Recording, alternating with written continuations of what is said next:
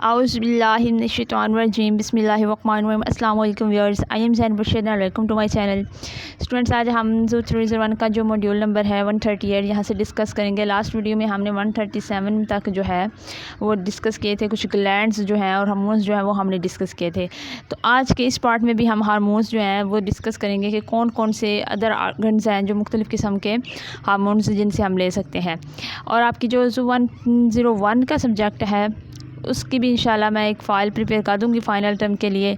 आपको जो है इधर मैं अपलोड भी कर दूँगी, आप उसको डाउनलोड भी कर लीजिएगा और उस वीडियो भी सुन लीजिएगा ताकि आपको समझ भी आ जाए और आपका पेपर भी तैयार हो जाए। तो चलिए स्टार्ट करते हैं। यहाँ पर सबसे पहले अदर सोर्सेज ऑफ हार्मोन्स कौन कौन से जहाँ से हम हार्मोन्स ले सकते हैं। तो शॉर्ट क्वेश्चन आ सकता है कि write the some sources of hormones, ठीक है। तो आपको बताना चाहिए कौन कौन से या ऑर्गन्स हैं जो कि sources as a hormone sources के तौर पर काम करते हैं। उनमें एक है प्लेसेंटा, दूसरा है डाइजेस्टिव ट्रैक्ट, हार्ट है, ठीक है। हार्ट के मुख्तलिफ जो चैम्बर्स और पार्ट है वहाँ से भी हार्मोन्स रिलीज़ होते हैं। किडनीज़ हैं, ठीक है। एडिपोज टिश्यूज़, एडिपोज टिश्यूज़ क्या होता है, जो स्किन में एडिपोज टिश्यूज़ होते हैं फैट को स्टोर करने वाले, उनके अंदर से भी कुछ हार्मोन्स खाए जाते हैं। एडिपोज टिश्यूज़ क्या आर सम और and are some more major organs that produce hormones, ठीक है। ये हार्मोन्स रिलीज़ करते हैं। सबसे पहले हम प्लेसेंटा की बात कर लेते हैं। आपने बस ये रखना है याद कि कौन सा जो ऑर्गन है, जैसे प्लेसेंटा है या फिर ये कह लें कि हार्ट है, किडनीज़ है, ये कौन कौन से हार्मोन्स रिलीज़ करते हैं और उनका फंक्शन क्या है, ठीक है। हार्मोन्स के नाम याद रखने हैं और उनका फंक्शन एक एक याद कर लेना आपने। प्लेसेंटा, प्लेसेंटा बेसिकली क्या होता है, प्रेग्नेंट वुमेन जो होती है, ठीक है, उसका अपने बेबी के साथ जिस ये कह रहे हैं कि नाली के ज़रिए, ट्यूब के ज़रिए रिलेशन होता है, जुड़ा होते हैं, जिससे माँ और बेटे बच्चे जो होते हैं उसको हम प्लेसेंटा कहते हैं। जैसे ये मदर है, मदर जो होगी वो अपने बच्चे के साथ एक नाली के ज़रिए अटैच होती है, जिससे वो खुराक भी जाती रहती है, ठीक है, और सब कुछ ट्रांसपोर्ट, ऑक्सीजन, ब्लड वगैरह की। तो वो एज ए सिंपल वर्ड्स में बताओ तो वो प्लेसेंटा होता है, ठीक है। ये सिंपल इसकी डेफिनेशन है। तो प्लेसेंटा का काम क्या होता है, ये प्रोड्यूस करता है एस्ट्रोजन को। आपको पता है कि एस्ट्रोजन जो है ये वूमेन का सेक्स हार्मोन है, ठीक है। हार्मोन है, प्रोजेस्टेरोन भी जो है ये भी, और ह्यूमन क्रोनिक गोनाडोट्रोफिन HCG जो है, जिसका हमने एज एब्रीविएशन भी आपने इसका ये याद रखना है कि HCG स्टैंड फॉर, तो आपने याद रखना है ह्यूमन क्रोनिक गोनाडोट्रोफिन हार्मोन, ठीक है। ह्यूमन क्रोनिक गोनाडोट्रोफिन हार्मोन क्या करता है, बेसिकली ये इनके अंदर ना प्लेसेंटा के दरमियान इसके पास ना कुछ सेल्स होते हैं, ठीक है। वो जो सेल्स होते हैं ना प्लेसेंटा के, वो प्रेगनेंसी के दौरान जो होते हैं ना ये वाला हार्मोन बनाते हैं। यानी प्लेसेंटा के अंदर कुछ सेल्स होते हैं, उनका सेल्स का नाम भी ट्रोफोब्लास्टिक है, ठीक है, वो यहाँ पे नहीं लिखा हुआ, लेकिन वो सेल्स क्या करेंगे, प्लेसेंटा के जो प्रेगनेंसी के दौरान ये वाला हार्मोन HCG खारिज करेंगे, प्रोड्यूस करेंगे। ये हार्मोन क्या करता है, स्टिमुलेट करता है कार्पस ल्यूटेम को बनने के लिए, टू प्रोड्यूस प्रोजेस्टेरोन को, और प्रोजेस्टेरोन को भी प्रोड्यूस करता है ताकि जो प्रेगनेंसी है वो मेंटेन रहे, ठीक है। प्रेगनेंसी को मेंटेन करने के लिए ये यूज़ होता है। और दूसरा है ह्यूमन क्रोनिक, यहाँ तक हमने HCG का काम पढ़ा।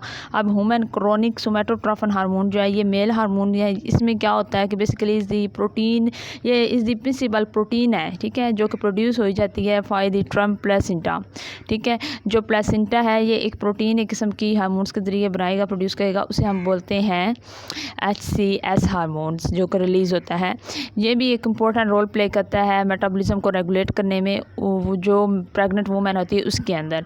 तो ये एग्जैक्ट बायोलॉजिकल जो इसका काम है वो तो अभी तक स्टिल अननोन है, लेकिन इसका फीमेल के अंदर भी क्या है कि ये मेटाबॉलिज्म को बरकरार रखता है। इन दोनों का नीचे लिखा हुआ है कि maintain pregnancy, target areas are the ovaries, mammary glands and uterus. जो फीमेल्स के रिप्रोडक्टिव पार्ट्स हैं, जैसे कि उनके ओवरी है, ठीक है, बच्चादानी, और या साथ में यूट्रस है, और जो मेमरी ग्लैंड्स है, दूध पैदा करने वाले, मिल्क पैदा करने वाले ग्लैंड्स, उनके अंदर ये इनके काम को प्रेगनेंसी के दौरान, ठीक है, ये दोनों हार्मोन्स HCG और HCS मेंटेन करते हैं। ये आपने इनका फंक्शन भी याद रखना है कि कौन से हार्मोन प्लेसेंटा में डेवलप होते हैं और उनका काम क्या है। नेक्स्ट है डाइजेस्टिव ट्रैक्ट। डाइजेस्टिव ट्रैक्ट कौन सा हार्मोन पैदा करता है, प्रोड्यूस सिक्रीटन, गैस्ट्रन एंड कोलियोसिस्ट्रोकाइनिन, ठीक है। CCK के नाम की इसका एब्रिविएशन भी जो है ना इसका याद रखना है कि कौन कौन से हार्मोन्स जो है वो प्रोड्यूस करता है। सबसे पहले हम बात कर लेते हैं हमारा जो डाइजेस्टिव ट्रैक्ट है, जो उसमें स्केलेटन कैसे का काम क्या है। ये क्या करती है, स्टिमुलेट करती है दी रिलीज़ ऑफ पैनक्रियाटिक जूस। ठीक है, जब हम लोग खुराक खाते हैं, खुराक खाने के बाद जब उसका हाज़म होने का काम शुरू होता है, तो उस वक्त मुख्तलिफ रिएक्शंस हो रहे होते हैं, मेटाबॉलिज्म हो रहे होते हैं। उसमें जो स्क्रीटन है वो क्या करेगी, पैनक्रियाट को जाके पैनक्रियाज जो होता है उसके अंदर जो पैनक्रियाटिक जूस जो वो बनाता है उसको क्या करेगी, रिलीज़ करेगी, ताकि वो जो स्टोमिक की एसिड है, स्टोमिक का जो एसिड है ना, ठीक है, एसिटिक एसिड होता है या जो भी एसिड जो उसकी एसिडिटी होती है, स्टोमिक की एसिडिटी को कम करे, न्यूट्रलाइज करे, उसकी एसिडिटी को बढ़ने ना दे। हम अक्सर कुछ ना कुछ खाते हैं ऐसी स्पाइसी चीज़ें कि हमारी एसिडिटी हो जाती है, तो एसिडिटी को रोकने के लिए कौन काम करता है, हमारे पास सेक्रेटन और पैनक्रियाटिक जूस मिलके। सेक्रेटन का काम ये पैनक्रियाटिक जूस को रेगुलेट करता है। नेक्स्ट है गैस्ट्रन। गैस्ट्रन क्या करता है, stimulate digestive enzyme and HCl in stomach. Gastrin जो है ये डाइजेस्टिव एंजाइम जो खुराक को हजम करने के लिए यूज़ होते हैं, ठीक है, वो एंजाइम रिलीज़ करेगा। और हाइड्रोक्लोरिक एसिड जो है वो भी हमारे मैदे में जो है रिलीज़ होता है गैस्ट्रन के ज़रिए। ठीक है, यानी एक एसिड है जो कि एसिडिटी को मेंटेन रखने के लिए यूज़ होता है। यानी ना जितनी हमारे स्टोमिक को एसिडिटी चाहिए उतनी ये HCl प्रोवाइड करेगा। नेक्स्ट है कोलियोसाइटोकाइनिन। ठीक है, इसमें इसका काम क्या है, it stimulates the release of pancreatic enzyme. ठीक है, वो जो फर्स्ट वन हमने पढ़ा है गैस्ट्रन, उसका काम क्या था, सेक्रेटन का, कि ये न्यूट्रलाइज करने के लिए पैनक्रियाटिक जूस खारिज करता है। लेकिन ये जो है ना कोलियोसाइटोकाइनिन, इसका काम है पैनक्रियाटिक एंजाइम खारिज करना, और वो भी बाइल और गाल ब्लैडर से। ये भी आपको पता है हमारे बाइल और गाल ब्लैडर भी दोनों ऑर्गन्स हैं, तो इनसे ये करेगा। नेक्स्ट है हार्ट है। हार्ट के अंदर काफ़ी जो है हार्मोन्स जो हैं उनका फंक्शन है, काफ़ी हार्मोन्स जो वो खारिज होते हैं। सबसे पहला क्या है, produces the hormones atriopeptin that lowers blood pressure and maintains fluid balance. पहला हार्मोन हार्ट कौन सा खारिज करता है, एट्रियोपेप्टिन। एट्रियोपेप्टिन का जो ये कंबाइन नाम है, यानी आर्ट्रियल न्यूट्रिएंट पेप्टाइड इसका नाम है। ठीक है, आर्ट्रियल न्यूट्रिएटिक पेप्टाइड इसको कहते हैं। आप इसको एट्रियोपेप्टिन नहीं पढ़े, सिर्फ मैं इसको आपका नाम बता रही हूँ, आप अपने लिए इसको याद रखें। इसका काम क्या होता है, ये ब्लड प्रेशर जो होता है ना उसको कम कर देता है अगर ज़्यादा हो तो, यानी बरकरार रखेगा। और जिसम में जो फ्लूइड है ना, ठीक है, फ्लूइड वाला हमारे जिसम जो भी मटेरियल है उसको मेंटेन करेगा। नेक्स्ट है स्ट्रेप्टोकाइनेस। ठीक है, स्ट्रेप्टोकाइनेस जो है, स्ट्रेप्टोकाइनेस का काम क्या है, ये एक एंजाइम होता है जो कि सम स्ट्रेप्टोकोकाई जो है ना सेल्स, उनसे प्रोड्यूस होगा। ठीक है, वो ब्रेकिंग डाउन करेगा रेड ब्लड सेल की, इसका काम ये है। It is also use to treat blood clots and inflammation. ये जो हार्मोन है स्ट्रेप्टोकाइनेस, ये भी जो है ब्लड सेल्स, जो रेड ब्लड सेल्स हैं उनको ब्रेक डाउन करने के लिए, यानी जब न्यू रेड ब्लड से बनने होंगे तो ओल्ड को ब्रेक डाउन करने के लिए ये जो है यूज़ होता है। और साथ में इसका काम क्या है कि ये ब्लड क्लॉट्स जो बन जाते हैं ना उनको ट्रीट करने के लिए, और इन्फ्लेमेशन जो हो जाए किसी जगह पे उसको ट्रीट करने के लिए भी स्ट्रेप्टोकाइनेस जो होता है ये यूज़ होता है। ये स्ट्रेप्टोकाई जो है एक ग्रुप ऑफ सेल्स है, वहाँ से रिलीज़ होता है। हार्ट का बता रहे हैं कि ये प्रोड्यूस करता है एट्रियोपेप्टिन जो ब्लड प्रेशर को लोअर करता है और जो फ्लूइड है उसको मेंटेन करता है। इसका जो this is in response to a red rise in blood pressure, the heart releases 2 peptides. ठीक है, जब ब्लड का प्रेशर राइज हो जाता है तो हार्ट ने 2 जो है फ़ौरन पेप्टाइड्स जो होंगे वो रिलीज़ करने हैं। ठीक है, एक पेप्टाइड है ए टाइप नाइट्रियोरेटिक पेप्टाइड। ये मैंने ऊपर भी आपको बताया था कि जो एट्रियोपेप्टिन है उसका नाम भी यही है, आर्ट्रियल नाइट्रोटिक पेप्टाइड। तो इसके आगे 2 टाइप्स है, एक ए है एक बी है। जो ए है ना इस बोलेंगे ANP। ठीक है, ये आपने याद रखना है। ये हार्मोन जो है ये 28 अमाइनो एसिड पे मुश्तमिल है। जो हार्मोन्स होते हैं आपको पता है ना वो प्रोटीनियस इन नेचर होते हैं। तो प्रोटीन किसकी बनी होती है, हार्मोन अमाइनो एसिड की। तो ये ANP जो हार्मोन है 28 अमाइनो एसिड पे मुश्तमिल है, और ये स्ट्रेच्ड आर्ट्रिया से जो है ना वो रिलीज़ होता है। जब आर्ट्रिया बहुत स्ट्रेच हुआ होता है ना उसकी हालत में रिलीज़ होगा। दूसरा है बी टाइप नाट्रियोटिक पेप्टाइड BNP, ये जो है ये 29 अमीनो एसिड पे मुश्तमिल है और ये जाके वेंट्रिकल से रिमूव होता है। आपको आर्ट्रिया और वेंट्रिकल का पता होना चाहिए कि आर्ट्रिया क्या होता है और वेंट्रिकल क्या होता है। जो वेंट्रिकल्स होती हैं ना हार्ट का, ये भी चैम्बर्स हैं, ठीक है, और जो आर्ट्रियाज हैं ये भी जो हैं ये थिन वॉल्ड चैम्बर्स ही होते हैं ट्यूबनाम हार्ट के अंदर। जो वेंट्रिकल्स होते हैं ना ये थिक वॉल्ड होते हैं, मोटी वॉल वाले ये चैम्बर्स होते हैं जो कि फोर्स करते हैं, फोर्सफुली पंप करते हैं ब्लड को आउट ऑफ द हार्ट। ये ब्लड को हार्ट से बाहर लेके जाते हैं और साथ में ये अगर रिसीव जब करते हैं ना ब्लड तो ये लेफ़्ट आर्ट्रिया से रिसीव करेंगे, ठीक है। याद रखना है कि वेंट्रिकल लेफ़्ट आर्ट्रिया से ब्लड रिसीव करते हैं और फिर उस ब्लड को ऑक्सीजनेट करके उसको ऑक्सीजन जो है बॉडी को दे के आउट ऑफ हार्ट जो है पंप करेंगे ब्लड को। और जो आर्टरी होती है ना, ठीक है, ये अपर होते हैं, अपर चैम्बर होते हैं। वैसे वेंट्रिकल्स लोअर चैम्बर होते हैं हार्ट के। अभी आपको आगे पिक्चर भी दिखाऊंगी। जो अपर चैम्बर है वो आर्ट्रिया होते हैं, ये थिन वॉल्ड होते हैं, पतली दीवार वाले होते हैं। ये वेन्स जो होती हैं ना हमारी राइट आर्ट्रियम से रिसीव करता है ये आर्ट्रिया डीऑक्सीजनेटेड ब्लड, ठीक है। आर्ट्रिया भी दो किस्म के होते हैं ना, एक राइट होता है एक लेफ्ट होता है, ठीक है। तो ये डीऑक्सीजनेटेड ब्लड जो होता है जिस्म से लेके आता है और उसे ऑक्सीजनेट करके पूरे जिस्म को भी दोबारा ऑक्सीजनेटेड जो है ब्लड देगा। तो ये आगे फंक्शन हम इसका पढ़ेंगे, अभी मैं आपको ओवरव्यू दे रही थी। नेक्स्ट हमारे पास स्ट्रेप्टोकाइनेज, दोबारा जो मैंने ऊपर भी बताया था कि ये एक प्रोटीन है। ये नाम से अगर हम देखें तो ये हार्मोन्स काइनेज NAS जो आ जाता है, ये हार्मोन्स को नाम देने का एक IUPAC सिस्टम है कि हर हार्मोन के एंड पे NAS नेज लगाया जाता है। तो स्ट्रेप्टोकाइनेज जो है ये बेसिकली है तो हार्मोनल इसका नेम है, लेकिन वो कहते हैं कि आपने इसको एंजाइम नहीं कहना, इसको प्रोटीन कहनी है। ये एंजाइमेटिक प्रोटीन है, ठीक है। ये क्या है, streptokinase is used to dissolve blood clots that have formed in the blood vessels. जो हमारी ब्लड वेसल्स होती हैं इनके अंदर अगर ब्लड क्लॉट हो जाए तो उसको ये डिज़ोल्व करने के लिए यूज़ होता है because of its antigenic nature. Antigenic nature क्या होती है, एक प्रोटीन हो या कोई पॉलीसेकेराइड होना तो वो उसका क्या है स्पेसिफिक इम्यून रिस्पॉन्स दे, ठीक है, इंड्यूस करे the formation of specific antibody. यानी कोई भी अगर जिस्म में चीज़ दाखिल हो रही है तो उसके इट्स एंटीजेनिक नेचर इसकी होगी, ये उसके खिलाफ क्या करेगा, एंटीबॉडी जो है इसके खिलाफ डेवलप होगी। तो स्ट्रेप्टोकाइनिक जो है ये क्विकली रिमूव किया जाता है फ्रॉम सर्कुलेशन। एंटीजेनिक का मतलब क्या है, यानी ये एज ए जो है डिजीज़ काज करने वाला इम्यून सिस्टम पर अटैक करने के तौर पे भी काम कर सकता है। तो जैसे ये काम अपना करता है ये अपनी बॉडी से जो है सर्कुलेशन के दौरान ये रिमूव हो जाता है। नेक्स्ट 139 है कि सोर्सेज ऑफ हार्मोन्स में हमने किडनीज़ पढ़ना है। किडनीज़ जो होती हैं ये 3 हार्मोन्स पैदा करती हैं, एक एरिथ्रोपोएटिन, यूरोटेंसिन एंड कैल्सिट्रोल। तो ये आपने इनके तीनों के नाम याद रखने के which hormones are produced by kidneys and also explain their functions. तो इस तरह ये पेपर में आ सकता है। एरिथ्रोपोएटिन जो है स्टिमुलेट करता है रेड ब्लड सेल्स के प्रोडक्शन को। The target is the bone marrow, ठीक है। यानी एरिथ्रोपोएटिन जो है ये बोन मैरो के अंदर जाके रेड ब्लड सेल्स को डेवलप करेगा। दूसरा यूरोटेंसिन जो है स्टिमुलेट करता है कंस्ट्रक्शन ऑफ द आर्टरीज। जो हमारी आर्टरीज का जाल है जिसमें में फैला हुआ उसकी कंस्ट्रक्शन उसको कौन बनाता है, यूरोटेंसिन जो किडनी का हार्मोन है।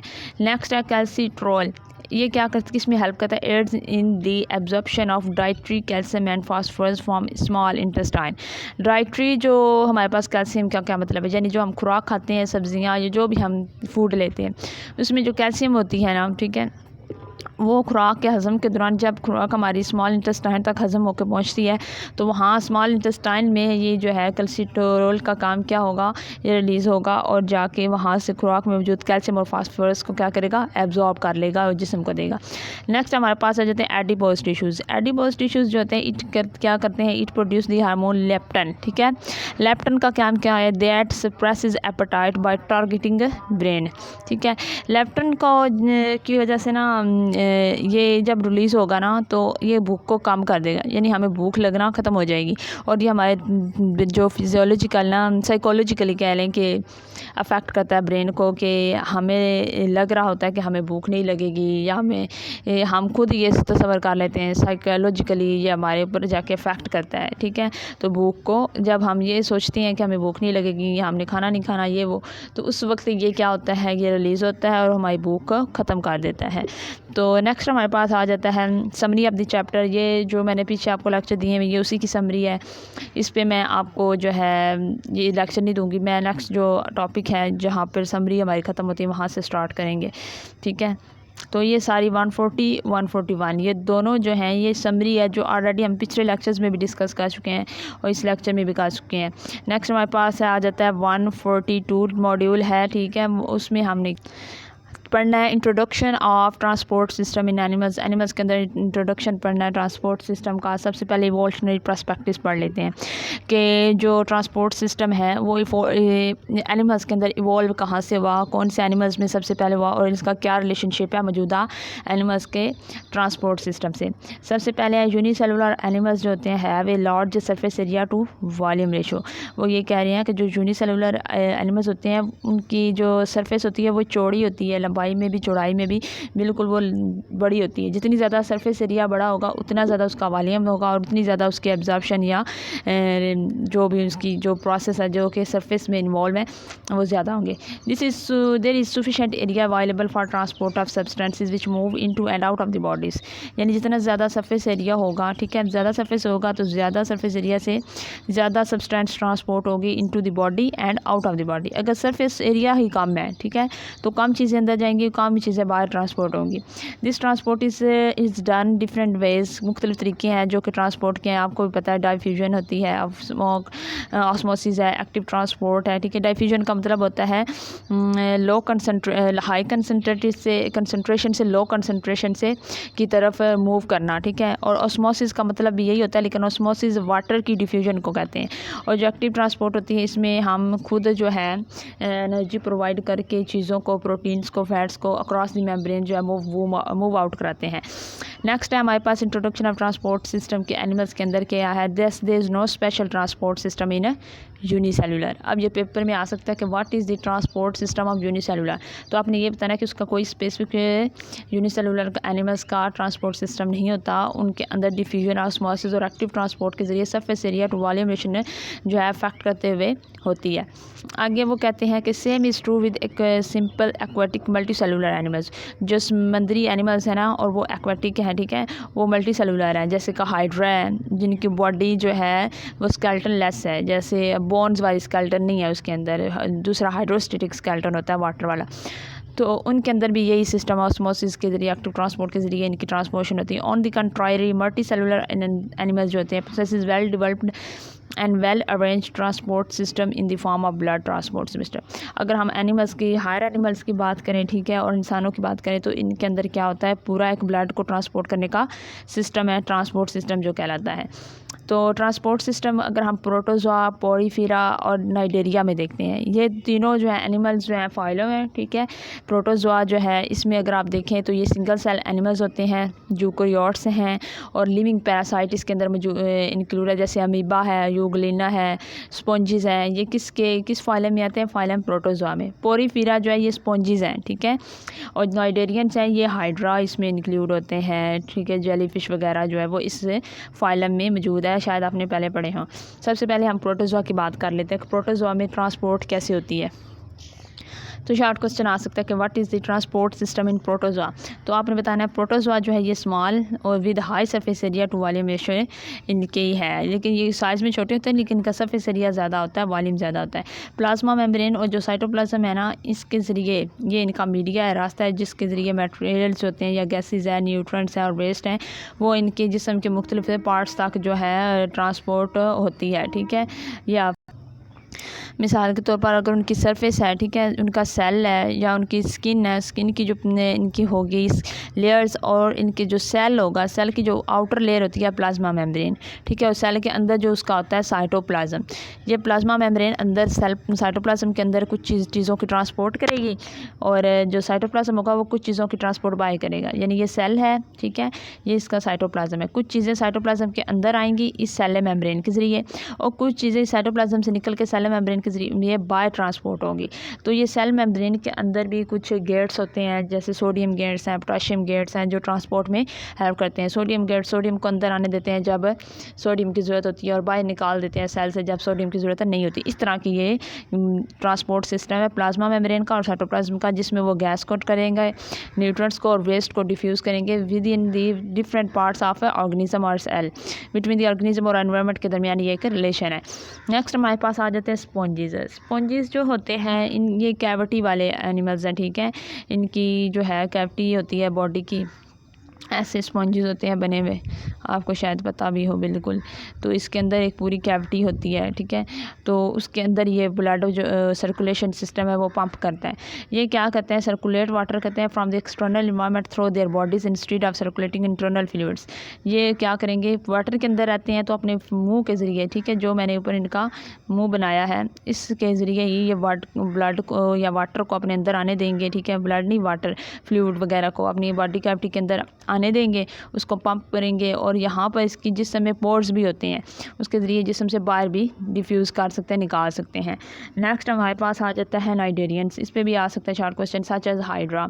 हाइड्रा का भी आपको पता है, हाइड्रा भी जो है वो फ्लूइड फील्ड, उसका इंटरनल गैस्ट्रोवेस्कुलर कैविटी होती है, उसकी भी ऐसी शक्ल होती है।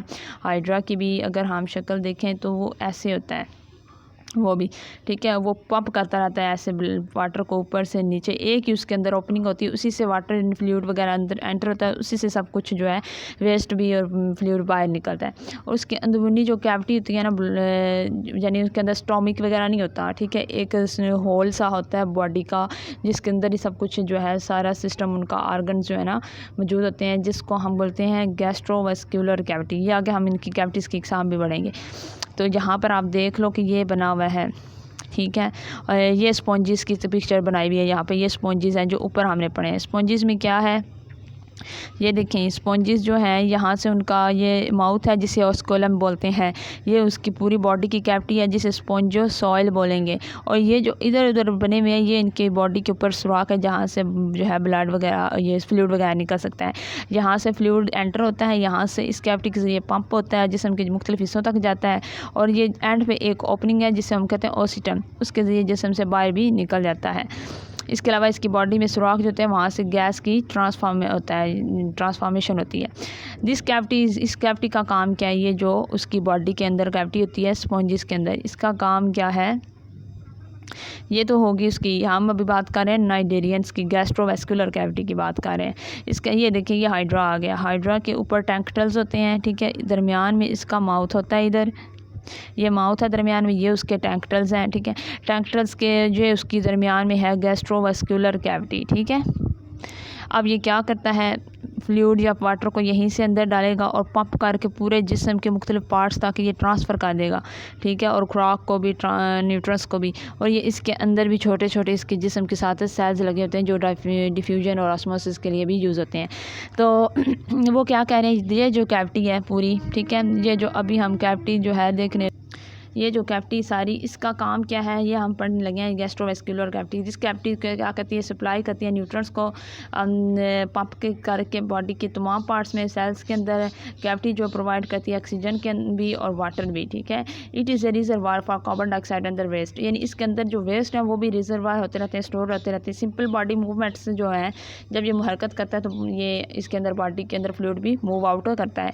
नेक्स्ट हमारा लेक्चर है प्लेटफॉर्म्स के अंदर, module number 144, transport system in platforms and pseudocoelomate, ठीक है। अब कुछ क्लोमेट्स होते हैं, कुछ होते हैं सूडोसिलोमेट। कुछ जो क्लोमेट होते हैं ना, उनके अंदर जो होती है ना एवरीथिंग, जैसे थोरैट है, उनका हार्ट है, उनकी कैविटी है, उनको एब्डोमेन है, वो बॉडी की एक पूरी होल के साथ जो उनके माउथ से शुरू होता है, ठीक है। उनके माउथ से शुरू होगा अनस ताकि एक पूरी लॉन्ग सी कैविटी उनकी जिस्म में बनी होती है, उसे हम बोलते हैं सोलोमेट। सूडोसोलोमेट कौन से होते हैं, जो ट्रू सोलोमेट जिनके अंदर नहीं ना स्लोम प्रेजेंट होती, ठीक है, उसे हम सूडो कहते हैं। यानी वो हाफ जो है वो गैस्ट्रोवेस्कुलर कैविटी की तरह ही वो काम करती है, वो ट्रू नहीं होते।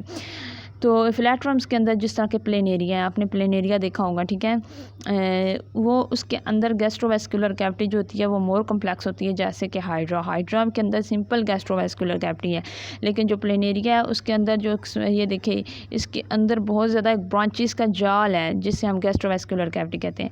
यानी यहाँ पर अगर इन्होंने ये देखिए पिक्चर बनाई हुई है, इसके माउथ से ऐसे एक लॉन्ग सी ये कैविटी शुरू हो रही है, ये कैविटी का आपको नस भी नज़र आ रहा है और इस कैविटी के इर्द गिर्द ब्रांचेस भी हैं, ठीक है, ये पूरी ब्रांचेस हैं। इन ब्रांचेस के ज़रिए ये क्या करते हैं, ये ट्रांसफॉर्म करते हैं ऑक्सीजन को भी, डिफ्यूजन को भी, और जो कैविटी है ना ये दरमियान में ये ब्लड को, खुराक को, न्यूट्रिएंट को वहाँ बॉडी के पार्ट्स तक जो है पहुँचाने के लिए, पंप करने के लिए यूज़ होती है। तो गैस्ट्रोवेस्कुलर कैविटीज़ मोर कम्प्लेक्स होती है। ये आपने याद रखना है कि प्लेनेरिया में गैस्ट्रोवेस्कुलर कैविटी हाइड्रा से ज़्यादा कम्प्लेक्स होती है। प्लेनेरिया के अंदर ब्रांचेस हैं जो पेनिट्रेट की हुई है उसकी तमाम बॉडी के अंदर। These branched gastrovascular cavity run close to all the body cell. ये नज़र आ रहा है, यानी एक ये गैस्ट्रोवेस्कुलर यहाँ से कैविटी शुरू होती है, उसके आगे ब्रांचेस बनी हुई हैं और ये दरमियान में कैविटी है जो इसकी ब्रांचेस भी साथ ही हैं। तो ये एक ब्रांच्ड सिस्टम है जो पूरे जिस्म में फैला हुआ है और गैस्ट्रोवेस्कुलर कैविटी बना रहा है। तो इसके लिए क्या जो है प्रोसेस है, डिफ्यूजन जो होती है इज़ मोस्ट इफेक्टिव जो इसका हिस्सा है करने का, किसके लिए, for the transport of nutrient gases and waste के लिए। बॉडी जो मूवमेंट जब प्लेनेरिया मूव करता है तो वो मटेरियल को अंदर से मुख्तलिफ हिस्सों तक पहुँचाने में हेल्प भी करता है और डिस्टर्ब भी करता है। नेक्स्ट है सूडोसोलोमेट्स क्या होते हैं। कुछ एलिमेंट्स ऐसे होते हैं जिनके अंदर ट्रू सोलोमेट मौजूद नहीं होती, ठीक है, उनके ऑर्गन्स जो होते हैं वो उसके अंदर जो उनकी स्लोमिक है वो ट्रू डेवलप नहीं होती, उसे हम सूडोसोलोमेट कहते हैं। जैसे इन्वर्टिब्रेट्स जिस तरह के रोटीफर्स हैं, गैस्ट्रोट्राइचिस जो कि वर्म लाइक सूडोसोलोमेट है, ये वर्म्स लाइक एनिमल्स हैं, वर्म्स बने होते हैं गैस्ट्रोट्राइचिस, और निमाटोड्स भी वर्म्स हैं, ठीक है। ये क्या करते हैं, ये coelomic fluid of their body cavity for transport. इनके जिस्म के अंदर जो स्लोम, ये अगर हम फर्ज करें इनकी अगर ये बॉडी कैविटी है ना अंदर वाली, इसके अंदर जो फ्लूइड होगा ना उस ये बाहर से नहीं लेंगे, उसी फ्लूइड को ही खुराक के ट्रांसपोर्ट के लिए यूज़ करेंगे। तो यहाँ पे वो कह रहे हैं स्लोमिक फ्लूइड क्या और इन डायरेक्ट कॉन्टैक्ट होता है विद इंटरनल ऑर्गन से और प्रोड्यूस करता है एडिकेट ट्रांसपोर्ट। यानी उनके अगर ये बॉडी है उसकी बॉडी के अंदर ये जो स्लोम बनी होती है, ये स्लोमिक फ्लूइड जो होती है ना, ये आम बॉडी के ऑर्गन से जो ऑर्गन्स इस बॉडी के अंदर मौजूद है, उनका हार्ट है, उनका किडनी है, उनका डाइजेस्टिव सिस्टम है, उनके साथ ये अटैच होता है, उनके अंदर ये ट्रांसपोर्ट करता रहता है। नेक्स्ट है आगे उन्होंने ना तस्वीर बताई हुई है, एक्लोमेट वो होते हैं जिनके अंदर क्लोम होती ही नहीं है, ठीक है, डाइजेस्टिव सिस्टम एज क्लोम मौजूद नहीं होता। सूडोक्लोमेट वो होती है जिनके अंदर ट्रू डेवलप नहीं होती, लेकिन डेवलप होती है लेकिन सही नहीं होती, कंप्लीट क्लोमेट नहीं होती, जैसे इन्वर्टिब्रेट्स ऊपर हमने पढ़े। क्लोमेट वो होते हैं जिनके अंदर कम्प्लीटली डेवलप होती है। अब आप देख लो कि यहाँ पर बिल्कुल एक छोटा सा होल रहता है, ये क्लोमेट है, इनके अंदर कोई जो है ये जब एम्ब्रियोनिकल फॉर्म होती है तो उस वक्त क्लोमेट बनती है। ये इनके एक्टोडर्म है, ये इनके दरमियान में मेसोडर्म है और ये एंडोडर्म है। इस तरह ये इनकी सूडोसोलोमेट है। यहाँ पर जो इसकी ये एक्टोडर्म है, ठीक है, ये मेसोडर्म है, ये एंडोडर्म जो है ये आहिस्ता आहिस्ता जो है एक कैविटी बनाना शुरू कर दी है और यहाँ पर जो है इस कैविटी ने अपना तमाम ऑर्गन से लिंक कर लिया है, इसे हम कहते हैं क्लोमेट, ठीक है। ये कैविटी पूरे बॉडी के अंदर फैलेगी ऐसे ही। ये आप देख रहे हैं कि ये सूडोसोलोमेट का जो डाइजेस्टिव सिस्टम है, ये माउथ होता है, सूडोसोलोमेट के अंदर सीधी कैविटी सारे जिस्म तक जा रही होती है और जो क्लोमेट होते हैं उनके साथ ये जो कैविटी है ये जिस्म के मुख्तलिफ हिस्सों से अटैच भी होगी और जो क्लोमेट है उनके अंदर ये कैविटी मौजूद ही नहीं होगी ये वाली, ठीक है। तो इस तरह ये आपने डिफरेंशिएट भी करना है इनके अंदर। तो वो क्या है, ट्रांस सेक्शन है, ठीक है, एक छोटा सा पार्ट दिखाया हुआ है प्लेटफॉर्म्स का और सूडोसोलोमेट का। यहाँ पर अगर हम ये देखें, हमारे पास प्लेटफॉर्म है, उसका हमने यहाँ से हिस्सा काट के एक छोटा सा प्लेटफॉर्म का क्रॉस सेक्शन दिखाया है उसकी बॉडी का, तो वहाँ पर वो दिखाया है कि दरमियान में उसकी एक डाइजेस्टिव कैविटी है, जो ट्रैक्ट है वो पूरे जिस्म में फैल रहा है, वो बिल्कुल एसोलोमेट है ये उसका डाइजेस्टिव ट्रैक्ट है, ठीक है। और नीचे उन्होंने स्लोमेट का दिखाया हुआ है एनीलियड जो वर्म्स हैं उनका उन्होंने निकाल के दिखाया, तो यहाँ पर ट्रूली डेवलप्ड है, ठीक है। यहाँ पर गौर से अगर देखें तो ये ट्रूली डेवलप है, टिश्यूज लेयर बनी हुई है, बॉडी की कवरिंग बनी हुई है डाइजेस्टिव ट्रैक्ट की शक्ल में। अब कहते हैं ट्रांसएक्शन इन फ्लैटवर्म और सूडोसोलमेट्स के अंदर फ्यू अदर इनवर्टिब्रेट्स जैसे एक्टोपैरासाइट हैं और एंडोकिनोड्रम्स जिन्हें हम बोलते हैं, जो कि एज ए एक्टोप्रोकट्स काम करते हैं और depend largely on the body cavity, यानी एंडोकिनोड्रम्स के अंदर भी बॉडी कैविटी होती है और उसके बगैर वो काम नहीं कर सकते और स्लोमिक ट्रांसपोर्ट चैम्बर के ज़रिए वो काम करते हैं। तो यहाँ पर आज की वीडियो के लिए इतना ही दे दें क्योंकि वीडियो लंबी हो जाएगी। नेक्स्ट वीडियो तक मुझे दीजिए इजाज़त। अल्लाह हाफिज़।